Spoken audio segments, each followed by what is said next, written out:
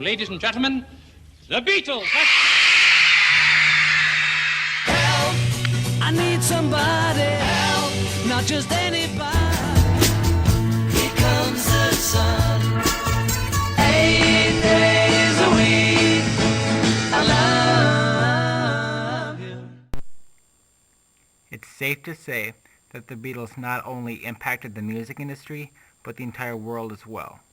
What began as a series of happenstance meetings of 4 young musicians evolved into a worldwide revolution.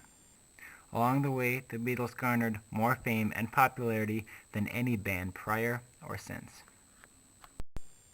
In 1957, a young student at Quarrybank School in Liverpool, England, decided to form a band. That student was John Lennon, and at 16 years old, he quickly formed a band called the Quarrymen. The only future Beatle in the original Quarrymen lineup was Lennon himself. However, later that year, 15-year-old Paul McCartney attended a performance by the Quarrymen and was invited to join the band along with George Harrison. In the late 50s, the band suffered through some turbulence and changed their name to Johnny and the Moondogs. Little did they know, the 1960s, a decade they would dominate, was just around the bend. In 1960, Johnny and the Moondogs became the Silver Beatles, and with 3 of the 4 future Beatles in place, they set out to find a drummer. Early attempts were unsuccessful, as was the band as a whole.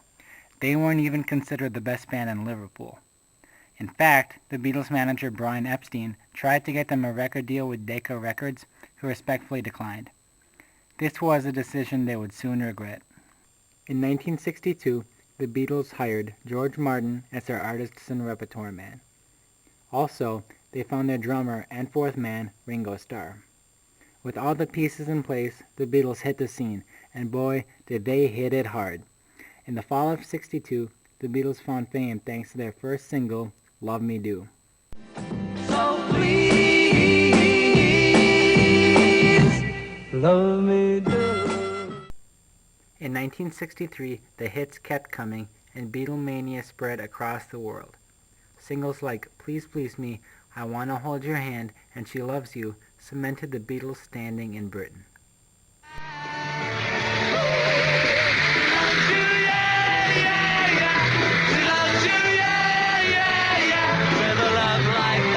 You know you should be glad. With a love like that, you know you should be glad. This increasing success also sparked great amounts of interest in the United States. The Beatles gained even more popularity the following year. 1964 produced hits like Can't Buy Me Love and A Hard Day's Night. In America, Beatle fever had gone viral, making it the perfect time for the Beatles' first trip to the U.S. In February of 1964, the Beatles landed in America, where they were greeted by 3,000 screaming fans.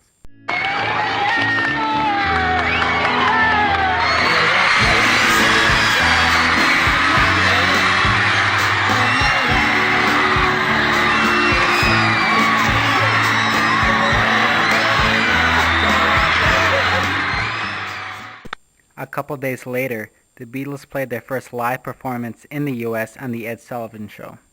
The show set a television rating record at the time, and it marked the beginning of a musical dynasty. America was falling in love with this young and charismatic group of 4, and the rest of the world was right behind. Thanks to the legendary songwriting talents of John Lennon and Paul McCartney, the Beatles entered the mid-60s on top of the world. In 1965, the Beatles released hits like Help and Norwegian Wood. 1965 concluded with a successful U.S. tour that included a live performance at Shea Stadium. 55,000 fans attended the concert, making it the biggest live audience in history at the time.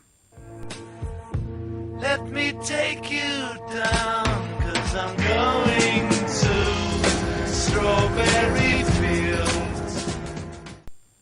In 1966, the Beatles evolved as a band as their early 60s love songs turned into more experimental songs like Eleanor Rigby and Strawberry Fields Forever.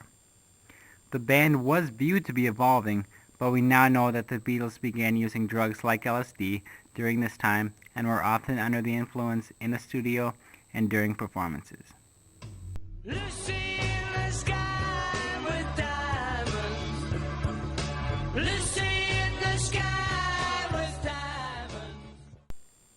Their success and popularity, however, remained unchanged, prompting John Lennon to exclaim, "We're bigger than Jesus." The band took some heat from that comment, although Lennon said the media misconstrued his statement. This small mishap was a sign of much darker things to come for the Beatles. In 1967, the drug use of the Beatles finally caught up to them when their manager, Brian Epstein, died of a drug overdose. As a result of this, and some other factors, the Beatles began feuding with each other. John and Paul fought for supremacy in the band, as well as over their musical and songwriting differences. Feeling left out, Ringo Starr left the band, but was encouraged to return a short while later. It was also during the late 60s when John Lennon fell in love with Yoko Ono.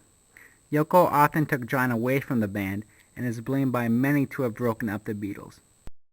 The Beatles worked through their differences to produce the highly successful White Album, which contained hits like Dear Prudence and Obla Di Obla Da. However, it was clear the Beatles couldn't keep things going much longer. In 1969, the Beatles compiled their 11th album, Abbey Road. Abbey Road was a recording studio the Beatles used in London, named after a nearby street. It was on this street where the Beatles took the iconic picture that graced the album's cover. Abbey Road was an extremely successful record, producing singles like Come Together, Here Comes the Sun, and Something. Later that year, the Beatles began production of their final album, Let It Be. With the end near, the Beatles secretly arranged for their last public performance on top of the Apple building in London.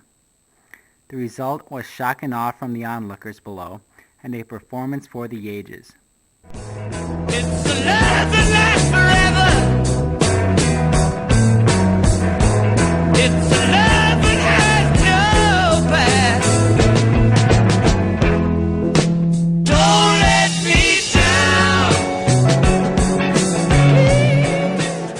The Beatles definitely went out with a bang, as they broke up shortly after the concert, even before their final album was released.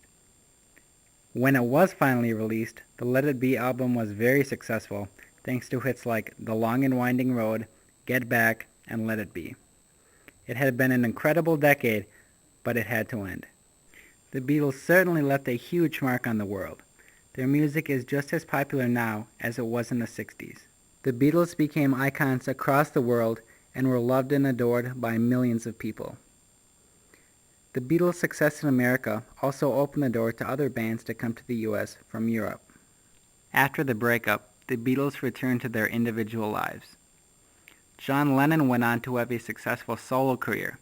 He remained a strong musical inspiration and peace advocate until he was tragically murdered in 1980. Since the breakup, Paul McCartney has had a successful solo career spanning 40 years. While in the group Wings, McCartney once again achieved musical greatness with hits like Band on the Run. At 68, Paul has been married to Linda McCartney and Heather Mills, and it was recently discovered that he is engaged to Nancy Chevelle. George Harrison was relatively successful as a solo artist and was part of the Traveling Wilburys along with the likes of Bob Dylan, Tom Petty, and many others. Harrison died of lung cancer in 2001. Ringo Starr experienced musical success after the Beatles as well. Starr has been married twice, currently to Barbara Bach. Starr, who is 70, stays in constant contact with the only other surviving Beatle, Paul McCartney. Much time has passed since these four young men changed the world, but we are reminded of them every day. They will forever be remembered as the greatest band of all time. Ladies and gentlemen, the Beatles! And when the broken-hearted people living in the world agree, there will be an answer, let it be. For though they may be parted, there is still a chance that they will see.